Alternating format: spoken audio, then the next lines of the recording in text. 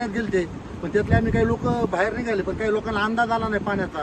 तर 13 लोक गुंतले होते. तर 13 लोक आता एवढ्यात बाहेर काढलेले आहेत. आणि बाकीचे आता सध्या असं झालं की 8 दिवसामध्ये कंटिन्यू तिसऱ्या वेळेस नदीने संपर्क तोडून नदीच्या बाहेर पाणी पडलं, पात्राच्या बाहेर पाणी पडलं.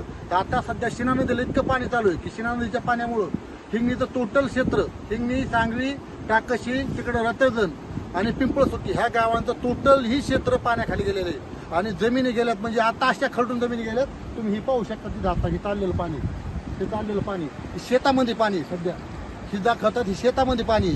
आणि घरं बनले तेव्हा काही दुनिया घर दाखवते त्या तिथं खाली घरे, तिथं तिथले लोक रिक्षा केले, तिथून 1 किलोमीटर रिक्षा करून आता सध्या लोक काढलेले आहेत. तर 13 लोक काढलेत. आणि जर पाण्याची पाऊस आज चालू झाला, आज जर राहिला पाणी, तर शेतकऱ्याची गुरं किती जातील आणि काय किती जातील, त्यामुळे तर सगळं बाहेर काढणं हे शेतकऱ्याचे शक्य नसतं. शेड आहेत, लोकांचे गुरं आहेत, परत कोंबड्या आहेत, कांदा चाळी येतं, एवढं बाहेर काढून शेतकरी एका टायमाला आणू शकत नाही. म्हणजे शासनाने जर सांगितलं असलं बाहेर निघा, लोक बाहेर येतात पण गुरं ते बाहेर काढणं शक्य नाही. त्यामुळे गुरं किती गेलेत, काय किती गेले, तिथला काही आकडा सध्या शासनाकडे बी नाही आणि गावातल्या लोकांकडे कुणाकडे आकडा नाही. आता मग आम्ही गावचे सरपंच आहेत, तालुक्याचे आमदार आहेत बसून, तहसीलदार आहेत, सगळे बसून आहेत.